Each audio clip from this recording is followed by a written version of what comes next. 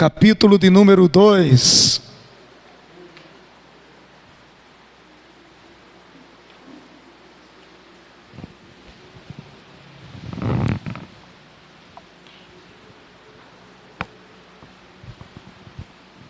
Aleluia.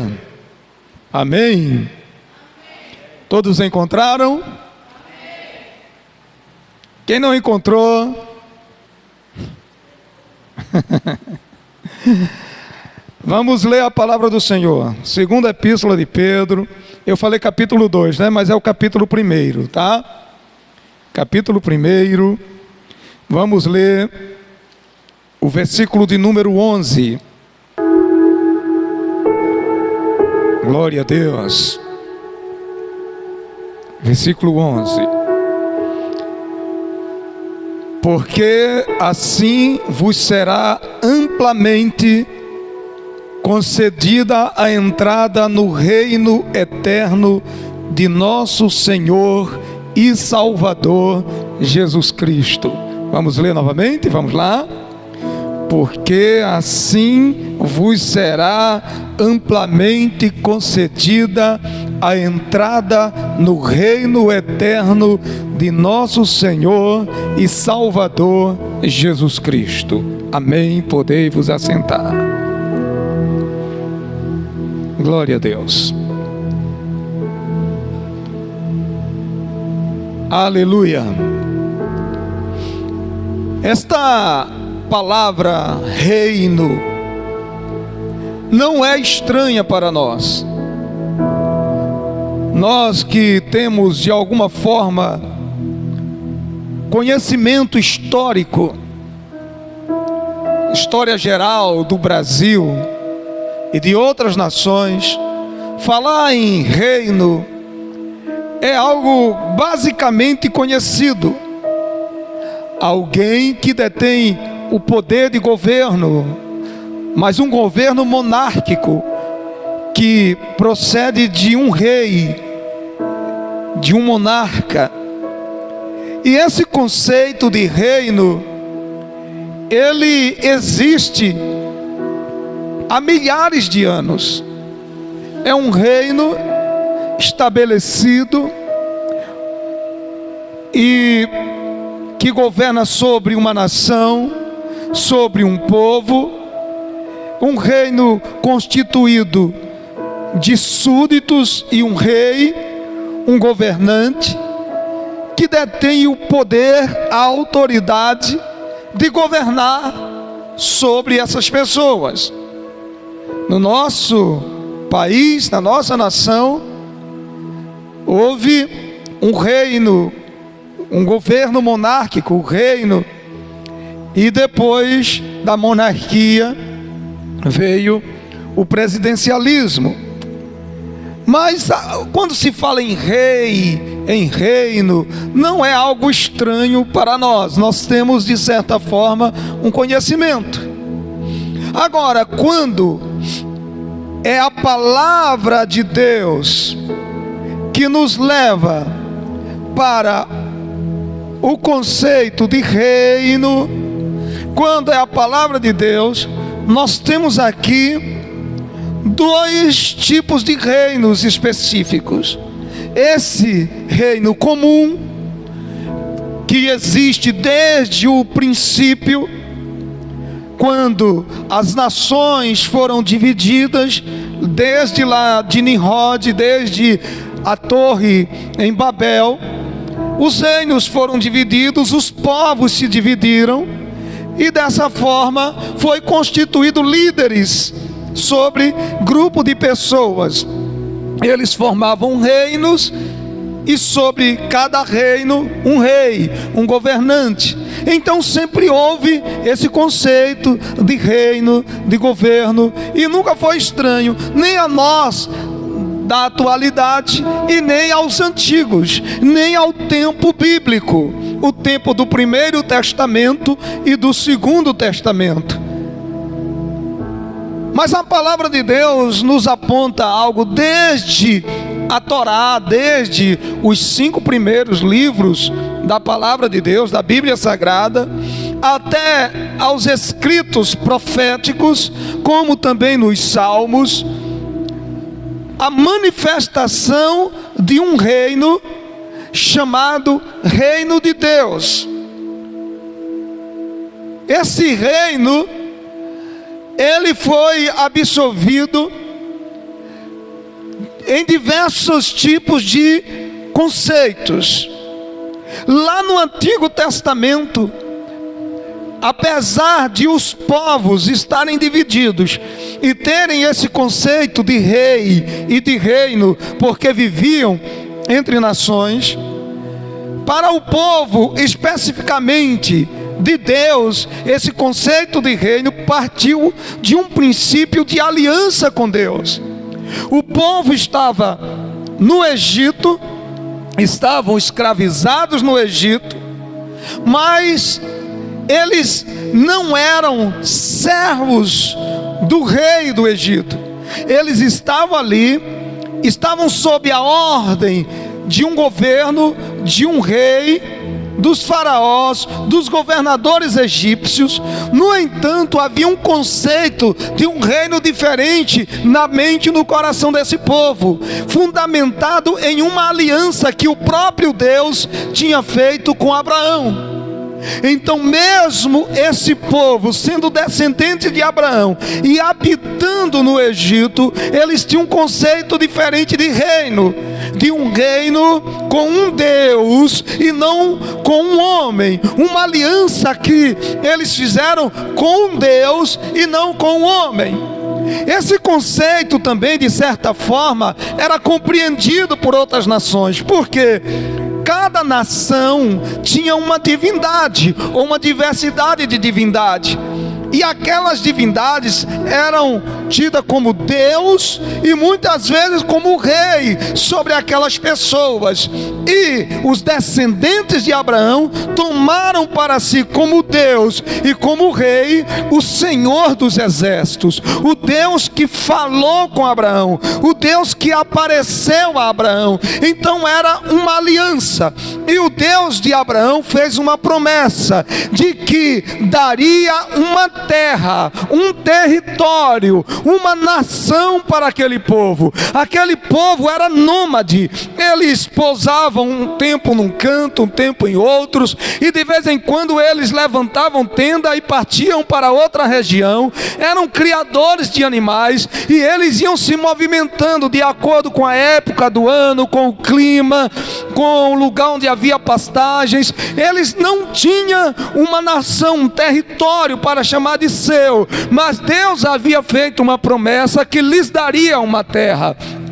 E os tempos passou, e quando eles estavam escravizados no Egito, o Senhor então enviou Moisés para tirá-los de lá e levá-los para uma terra. E assim aconteceu. Eles foram levados para uma terra e eles possuíram essa terra. Na verdade, essa terra já era possuída por outras pessoas, mas essas pessoas foram desarraigadas dessa terra, porque havia uma promessa de que essa terra seria do povo de Deus. E então eles se estabelecem nos termos da Palestina e eles assumem aquela terra como sua. Agora eles têm um território e eles têm agora um rei soberano, todo-poderoso, que é Deus. Eles são governados também por líderes, mas chega um tempo em que eles também passam a ser governados por um rei. Dentre seus irmãos, o Senhor levanta alguém para reinar sobre eles. Mas no princípio não era esse o propósito de Deus. O propósito de Deus é que aquele povo habitasse naquele território, habitasse naquela terra, mas tivesse sobre si o reino de Deus, o governo de Deus, e que eles não liderassem uns sobre os outros como rei. Mas eles viram as outras nações que tinham rei, e então eles clamaram por um rei.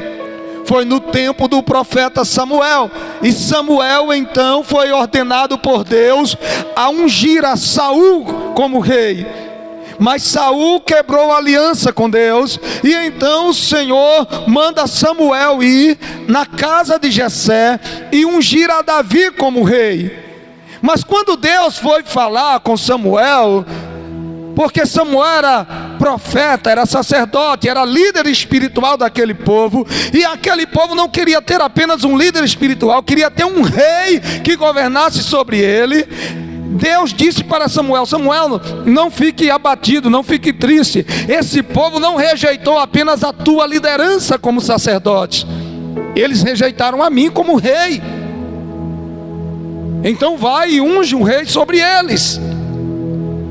E aquele povo passou então a ter esse conceito de um território, de um rei que reinasse sobre eles.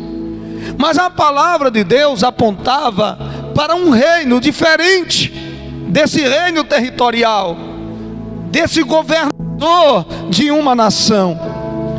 Então esse povo, eles vivem debaixo do domínio de um rei, e isso sucessivamente, de geração em geração, até que esse povo, eles sofrem invasões de reinos estrangeiros, que muitas vezes entraram no território, levaram seu rei aprisionado, a outros mataram, e até que chegou o tempo em que eles foram invadidos pelo Império Romano.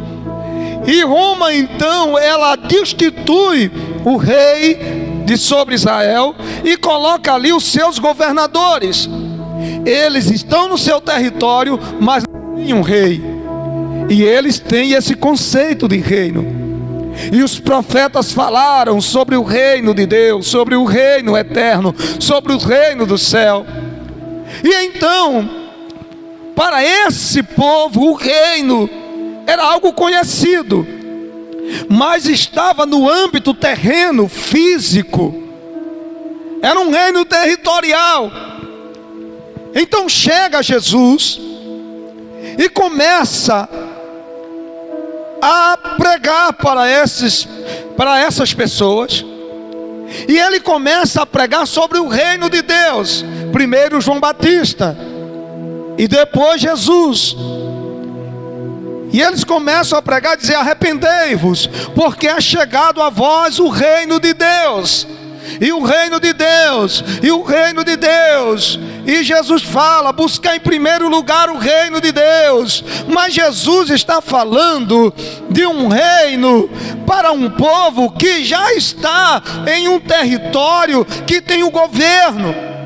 Então Jesus está falando de um reino diferente, de um conceito de reino diferente do que aqueles povos entendiam, do que aquele povo entendia.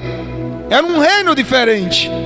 E a Bíblia no Novo, tanto no Antigo e mais enfaticamente no Novo Testamento, nos fala do reino de Deus, enfatiza o reino de Deus, que o reino de Deus é chegado, que nós temos que entrar. Jesus disse para Nicodemos: em verdade te digo que se você não nascer de novo, você não pode ver o reino de Deus. Em verdade te digo que se você não nascer de novo, você não pode entrar no reino de Deus. Mas que conceito de reino é esse, se eles já estão sob um governo, sob um domínio? Me dá um pouquinho, por causa do meu retorno aqui. E aí, meus amados, aqui onde nós lemos, o apóstolo Pedro diz: porque assim vos será amplamente concedida a entrada no reino eterno de nosso Senhor e Salvador Jesus Cristo.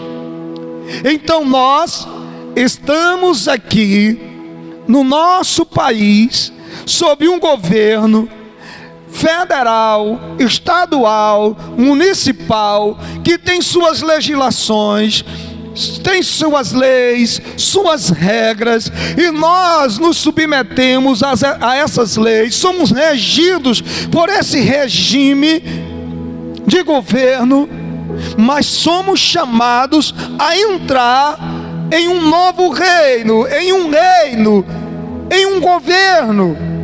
E onde está esse reino? Como se entra nele? Como se vive nele? Como se participa dele? Eu estou nesta nação, eu faço parte desta nação. eu estou sob um governo desta nação. E como que eu vou viver um outro governo, em um outro ambiente, sob o comando de uma outra autoridade, sob o regime de uma outra lei, de novas regras e normas para a minha vida, se eu estou vivendo nesta nação sob esse governo e leis, sob esse regime? Jesus estava falando isso, e a palavra de Deus aqui onde lemos nos diz que fazendo assim.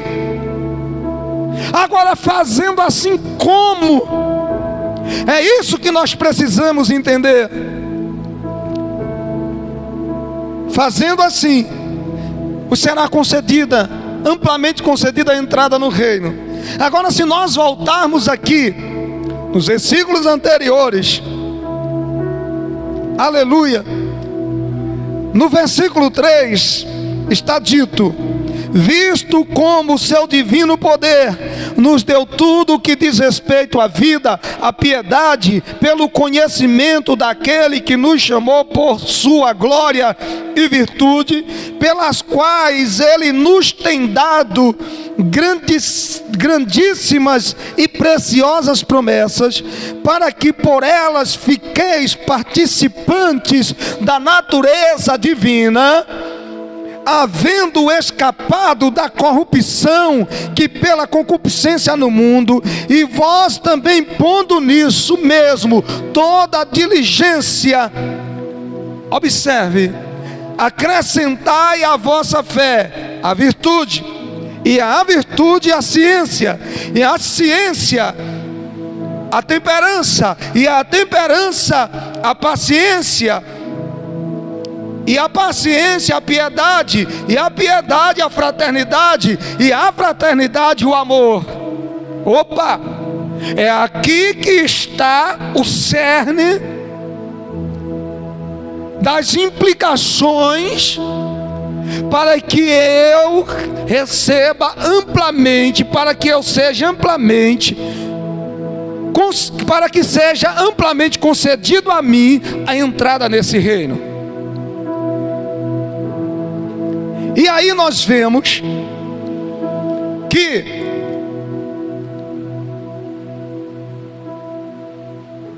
a palavra de Deus diz que nós recebemos do Senhor grandíssimas e preciosas promessas, para que por essas promessas nos tornemos participantes da natureza divina. Ou seja, que nós venhamos a participar da natureza de Deus, ter de Deus a sua natureza, ter dele a completa formação da nossa vida espiritual. Então, para que isso aconteça, ele diz que isso acontece havendo nós escapado da corrupção que pela concupiscência há no mundo. Que corrupção é essa? Tudo aquilo que chama-se pecado, transgressão contra Deus. E essa corrupção vem pela concupiscência, que são os maus desejos do nosso coração, da nossa carne. Nós participamos do pecado, da corrupção que há no mundo, por causa das inclinações da nossa carne. As inclinações da nossa carne nos levam a usufruirmos do pecado, mas nós escapamos disso pelo poder do Senhor Jesus Cristo. Então, nós temos que pôr nisso toda a diligência, agir de forma ágil, zelosa, com fervor, intensamente, acrescentando a tudo isso fé. E acrescentar a nossa fé a virtude. Ou seja, eu tenho que pôr virtude, desliga esse ventilador por favor, virtude na minha fé. E que virtude é essa? Essa virtude não é a mesma virtude de dunamis, de poder, de autoridade. Essa virtude fala de valor, de excelência. Então eu preciso, se eu tenho fé em Jesus Cristo, escapei desse mundo pela salvação em Jesus, eu tenho fé em Jesus, essa fé ela precisa ser uma fé com excelência, precisa ser uma fé com valor. Eu preciso colocar valor, valorizar a minha fé, fazer com que ela seja preciosa, valiosa e excelente. Não é uma fé vulgar, descuidadosa, uma fé que me leva a proceder de qualquer maneira. Precisa haver zelo, valor, excelência na minha fé. Eu preciso acrescentar à minha fé virtude, ou seja, colocar virtude, valor, excelência na minha fé. E diz que a fé com virtude, com excelência, precisa ser acrescentado aqui ciência. Eu preciso colocar excelência na minha fé, que é a virtude, e colocar nessa virtude, nessa excelência da fé, ciência, ou seja, conhecimento. Não é conhecimento geral, não é conhecimento de geografia, de matemática, conhecimento da gramática, é conhecimento de Deus, conhecimento das coisas relacionadas ao Senhor. Uma fé sem excelência e sem conhecimento é uma fé cega. E o Senhor não nos chamou para termos uma fé cega, porque quem tem fé cega, segue qualquer coisa. Mas quem tem fé com excelência, com valor, com qualidade, e coloca sobre essa fé com excelência, com qualidade, conhecimento de Deus, aí o negócio se fortalece. O propósito de Deus é esse: que você tenha fé, que a sua fé tenha excelência, e que essa excelência de fé tenha conhecimento, seja corroborada por conhecimento. Porque nós não podemos andar com Deus, ter dele toda a sua revelação. Pastor, eu quero ter a revelação de Deus, eu quero ter conhecimento de Deus, eu tenho orado para Deus se revelar. Querido, Deus já se revelou. A revelação de Deus está aí na sua mão, é a sua palavra. A palavra de Deus expressa a grandeza dele, da sua glória, do seu poder. A palavra revela quem é o Senhor. Então a sua fé não é apenas aquela expressão: ah, eu tenho fé, sabe, eu tenho fé. Não, querido, tem muita gente que tem fé, mas é uma fé de qualquer jeito. Nós precisamos colocar excelência na nossa fé, valorizar, para que o mundo olhe, perceba que você é uma pessoa de fé, mas que não é uma fé qualquer, é uma fé com excelência, é uma fé com conhecimento. Aleluia! E colocar nessa fé excelência, conhecimento, e nesse conhecimento, autocontrole, equilíbrio, domínio. Não é aquela fé com excelência, com conhecimento, mas sem controle. Aquela fé extravagante, aquela fé descontrolada, desequilibrada. É uma fé bem posicionada, bem equilibrada, bem temperada. Porque a igreja de Cristo é uma agência do céu na terra, e ela não pode ser vista como um lugar onde se reúnem pessoas, como muitos chamam, que são doidos, são loucos, que falam coisas desconexas, que se comportam de forma desequilibradas, ninguém entende, ninguém sabe. Não, querido, a igreja tem que ter uma postura, tem que ter um equilíbrio. A palavra de Deus diz que nós temos que saber responder a qualquer pessoa que nos peça qual a razão da nossa fé. Qual a razão da sua fé? Não, é que eu tenho fé. Não é que o mistério, o manto, irmão, isso não é expressão de conhecimento. Esse pentecostalismo extremo foge da realidade central da palavra de Deus.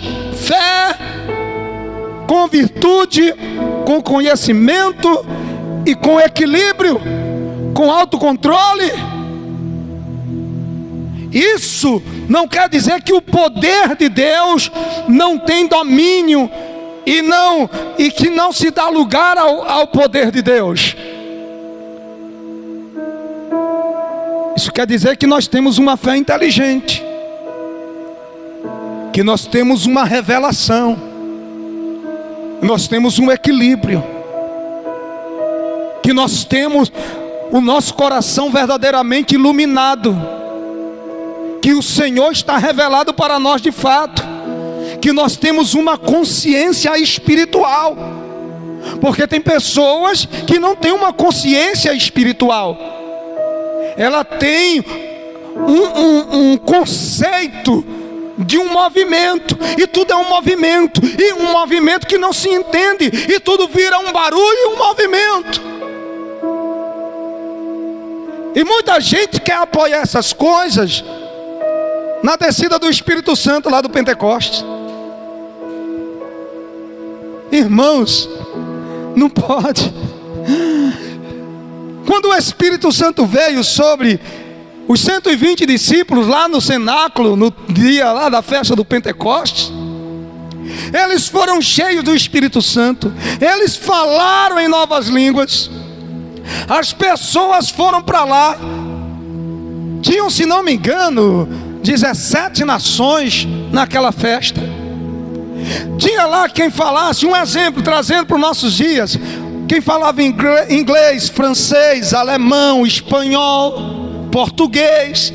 E quando eles chegaram lá, eles viram aqueles homens simples falando das maravilhas de Deus no idioma de cada nação daquela. Então o inglês ouvia um irmãozinho daqueles simples falar das maravilhas de Deus em inglês. O outro, que era alemão, ouvia aquele outro irmãozinho falar das maravilhas de Deus em alemão. O outro em francês, o outro em espanhol, e assim sucessivamente. E eles ficaram maravilhados. Mas como pode esses homens, sendo pessoas incautas, falando das grandezas de Deus na nossa língua, se eles nunca estudaram? E aí Pedro sai na frente de todos e aí faz uma pregação.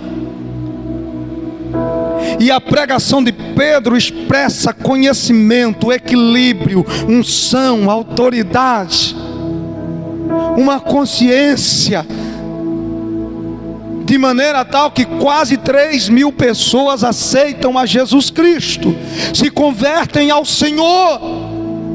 Não é porque ele estava lá falando em língua, batizado com o Espírito Santo, que ele saiu para lá. É porque aqui é o manto de Jeová, e não sei o que, e a glória, e blá, blá. Não, irmão.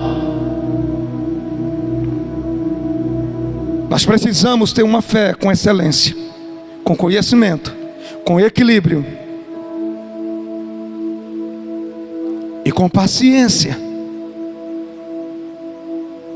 Saber que o Senhor está no controle, no domínio, Ele permite as coisas e Ele evita coisas. Ele é o Senhor que protege, que guarda, que supre, e que às vezes permite a necessidade, a escassez. É sério, pastor? Leia lá em Deuteronômio 8 para você ver. Deus deixou o povo ficar com sede, com fome, sofrer ameaças. São situações que Deus permite. Então nós precisamos acrescentar à nossa fé virtude, ciência, temperança, paciência, piedade. Essa piedade fala de um temor a Deus, temor e respeito e reverência a Deus não é amor, é temor. Eu amo a Deus. Se você perguntar, muitas pessoas vão dizer que amam a Deus. Agora, temor, poucas pessoas têm. E esse temor, ele existe pelo conhecimento que eu tenho de quem Ele é. Então eu temo e tremo diante da sua presença. Eu sei que Ele me concedeu a graça, eu sei que Ele me ama, eu sei que Jesus morreu por mim, eu sei que Ele me perdoa, mas eu temo a Ele. E esse temor me leva a reverenciá-lo como soberano Deus e Senhor de todo o universo. E tudo isso vem para um estado de consciência. E a piedade, fraternidade, a capacidade de conviver com os irmãos em amor, o zelo, o cuidado de um para com o outro. Então a nossa fé, nós precisamos acrescentar à nossa fé excelência, valor, conhecimento, equilíbrio, paciência, piedade, temor a Deus. Você tem fé em Deus? Você tem que ser uma pessoa que junto com essa fé tem a piedade. Diferente de outros termos, esse termo aqui significa o reconhecimento da soberania de Deus, do seu juízo, da sua glória, do seu poder. E diante de Deus nós tememos e trememos. Então, piedade, fraternidade, a capacidade de conviver uns com os outros, de perdoar uns aos outros, de ajudar uns aos outros, de cuidar uns dos outros, não por obrigação, mas pelo sentimento fraterno, que é o amor para com o irmão. Tudo isso é necessário para nós chegarmos naquele versículo 11 que nós lemos. E a fraternidade, o amor, que vai além dessa fraternidade, dessa capacidade de conviver uns com os outros, mas de conviver com qualquer pessoa, de orar por qualquer pessoa, de interceder por qualquer pessoa, de se importar com qualquer pessoa. Não é apenas esse amor fraterno, onde eu convivo e cuido e tenho zelo pelo meu irmão, mas é um amor que me leva além dos meus irmãos, que me leva além do ciclo eclesiástico, que me leva a outras pessoas que não têm conhecimento de Deus, que praticam o erro, que praticam a iniquidade, e eu tenho de Deus a capacidade, o poder de sentir por ele compaixão e amor, para orar por eles, falar de Jesus para eles e trazer eles para a luz. Você está vendo que a fé, ela não é um sentimento, e que ela não pode ser algo meramente simples. Eu tenho fé em Jesus e por isso eu vou para o céu. Não, filho. Os religiosos também têm fé. Eu vou te dizer uma coisa: tem gente religiosa, tem gente que pratica coisas erradas, que tem uma fé tremenda. Elas creem, elas acreditam. Só que a fé para o reino de Deus tem esse conjunto aqui: fé com excelência, com valor, com qualidade, com conhecimento, com equilíbrio, com paciência, com piedade, com fraternidade e com amor. Agora veja, porque se em vós houver, observe, se em vós houver e aumentar essas coisas, se você tem isso, se em você há essas coisas e ainda aumentar, não vos deixarão ociosos nem estéreis. Aleluia. Haverá produtividade, prosperidade, crescimento. Por que que não há? É porque é simplesmente uma fé. Ela não está completa, ela não está inteira. É uma fé deficiente. A fé é um conjunto de coisas envolvidas. A fé salvífica, a fé para entrar no reino. Porque nós precisamos começar uma caminhada e prosseguir. Nós temos que começar a meditar em Deus, na sua palavra, e prosseguir. A palavra de Deus diz: conheceis e prossigais a conhecer o Senhor. É um processo contínuo, gradativo, de níveis cada vez mais elevado. Nós precisamos nos aproximar mais de Deus, nos achegar mais a Deus, conhecer mais a Deus.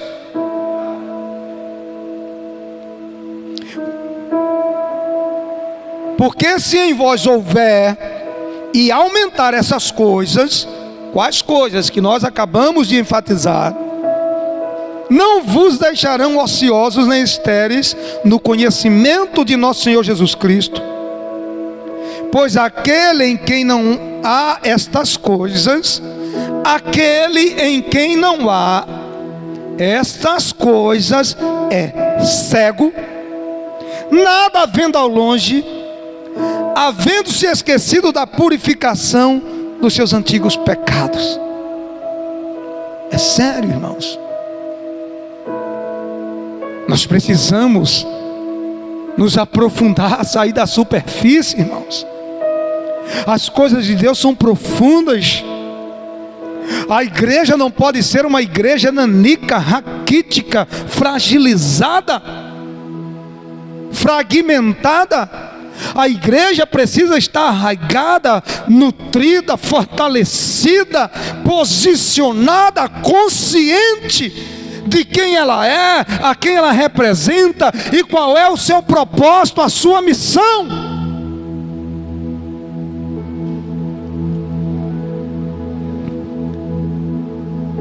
Aí nós vamos para o versículo que lemos no início: porque assim vos será amplamente concedida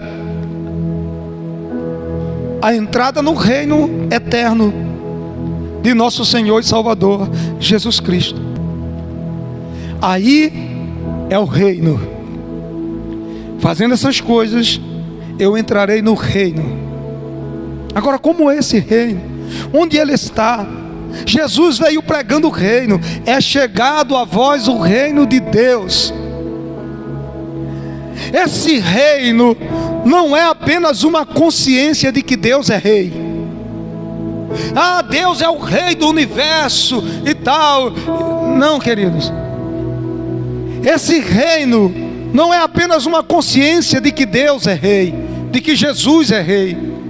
Esse reino é um estado de espírito, é uma condição de vida que o indivíduo adquire quando conhece a Deus, quando se entrega a Jesus e recebe o Espírito Santo. Por quê? Porque ele vai desenvolver essas características que nós lemos aqui.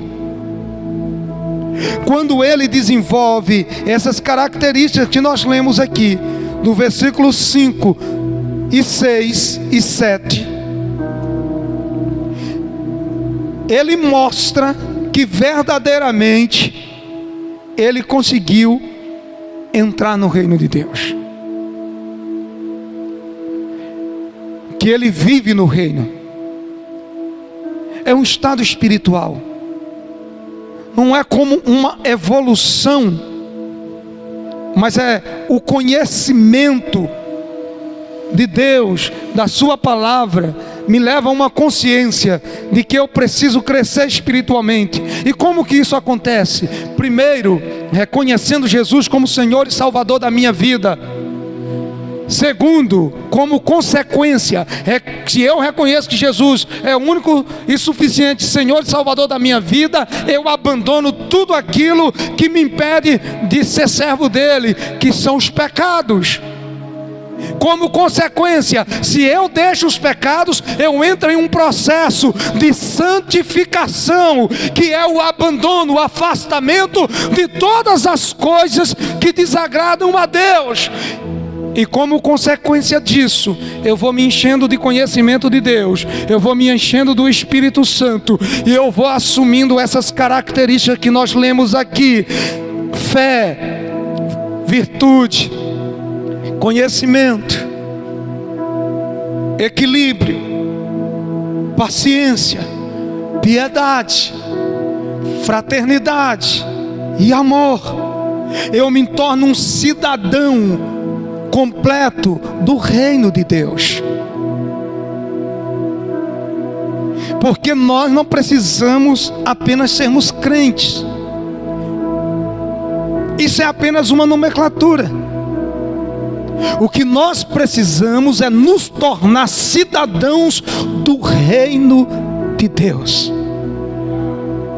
E para sermos cidadãos do reino de Deus, tem que haver essa metamorfose, essa transformação.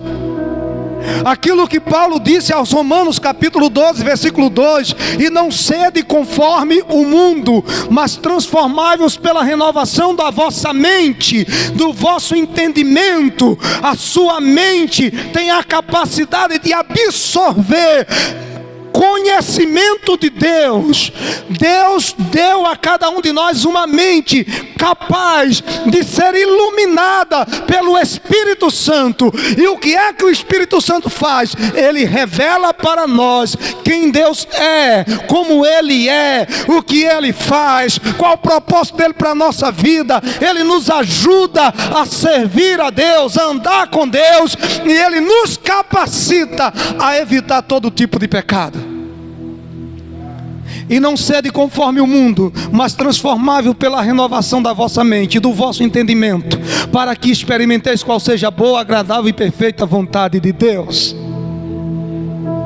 Então o que nós precisamos é nos tornar cidadãos do reino. Olha, querido, se Jesus vier para arrebatar a igreja e nós não tivermos características, não estivermos caracterizados como cidadão do reino de Deus, nós não vamos subir para a eternidade.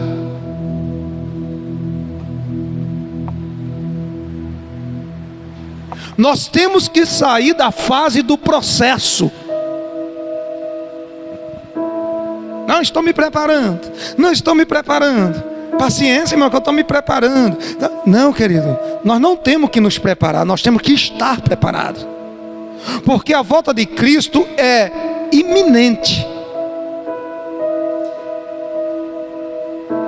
Ela não é uma vinda pré-agendada. Ela é iminente.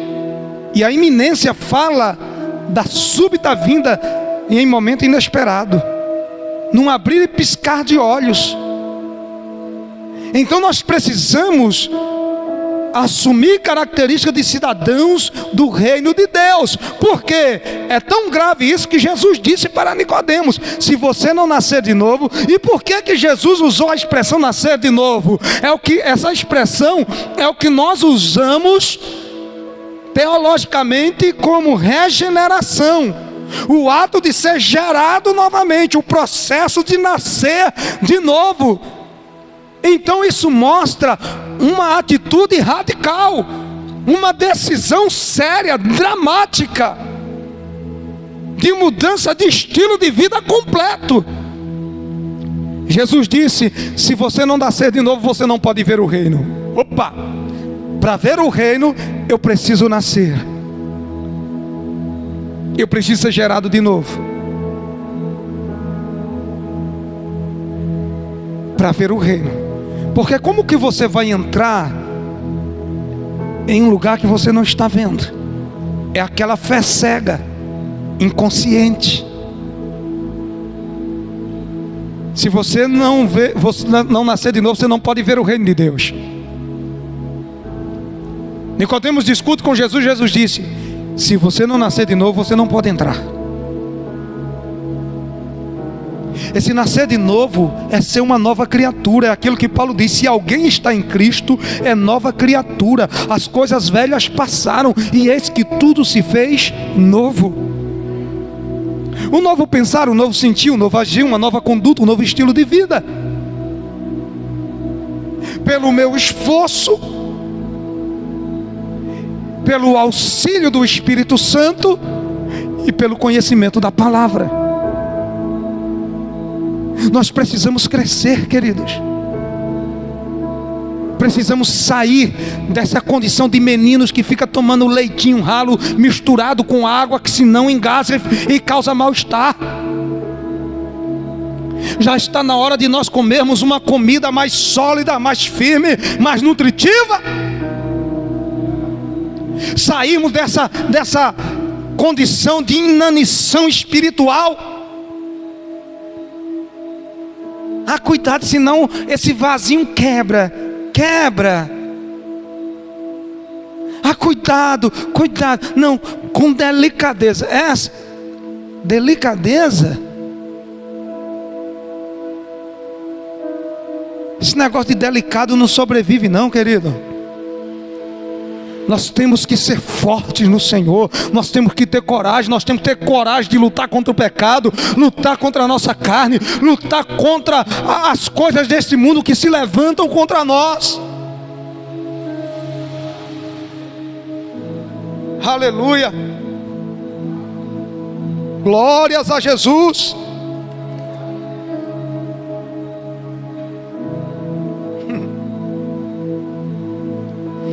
Jesus, ele, na chamada oração do Pai Nosso, né? Ele ensina a orar: venha o teu reino.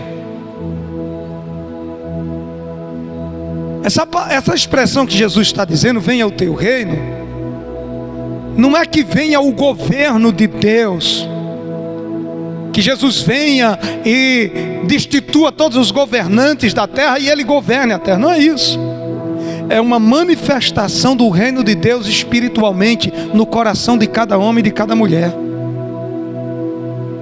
Jesus disse que ninguém vai dizer o reino de Deus, ele ali, está lá, o reino de Deus está ali. Não, querido, o reino de Deus está dentro de cada um de nós. O reino de Deus está no nosso espírito. Nós somos regidos pelas leis desse reino, desse governo espiritual de Deus. O reino de Deus não se vê. O reino de Deus se vive espiritualmente. Venha o teu reino. Aí ele diz na continuidade: seja feita a tua vontade na terra, assim como é feita no céu. Ele está falando desse reino, aquilo que existe no céu, aquela vontade, aquele governo, aquela glória, aquele poder, aquela unção que se manifeste no seu povo aqui na terra. Aquela glória que se manifesta em nós. Não é que Deus vai vir e vai botar um trono aqui nessa terra e vai governar. Não, essa manifestação do reino em nós, para que nós manifestemos a glória de Deus e o reino de Deus ao mundo. Querido, eu já falei várias vezes, nós precisamos saber quem somos, quem representamos, qual a nossa missão, qual o nosso propósito. A igreja não é um ajuntamento de pessoas, de pessoinhas ou de pessoonas. Não sei nem se existe vocábulo esse termo, mas eu estou criando aqui. Não é um segmento religioso. A igreja de Cristo é a manifestação do reino. Aleluia. Isso quer dizer que onde você está, o reino de Deus está. Ninguém está vendo, mas o reino de Deus está ali. O poder desse reino está ali, a glória desse reino está ali, a autoridade desse reino está ali, a unção desse reino está ali, e você está carregando a presença desse reino para manifestar ao mundo.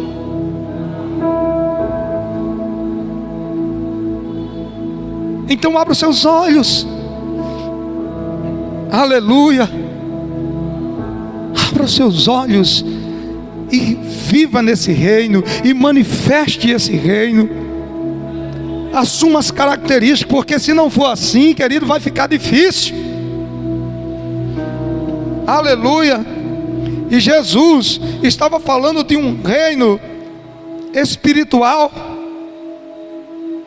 aquele reino que se vive em verdadeira justiça e santidade. E aí, esse reino está manifestado espiritualmente dentro de cada um de nós hoje. Mas ele aponta para algo futuro. Porque aqui onde nós lemos diz: para que vos seja concedida amplamente a entrada no reino eterno. Esse reino, os reinos deste mundo passam, mas o reino que está dentro de nós permanece para sempre. Nós como humanos passamos neste mundo, mas o reino continua presente no nosso espírito. E na eternidade, esse reino será estabelecido, física e espiritualmente. Nós precisamos viver a realidade desse reino hoje, entenda. O que é para ser eterno, precisa se manifestar em nós hoje. Porque se você hoje não vive a realidade do reino de Deus, você não viverá esse reino na eternidade. Estão entendendo, queridos? Nós precisamos viver a realidade do reino de Deus hoje, em nossas vidas, para que vivamos o reino eterno, o reino futuro que está para se manifestar. Que nós possamos, cada dia, mergulharmos mais profundo,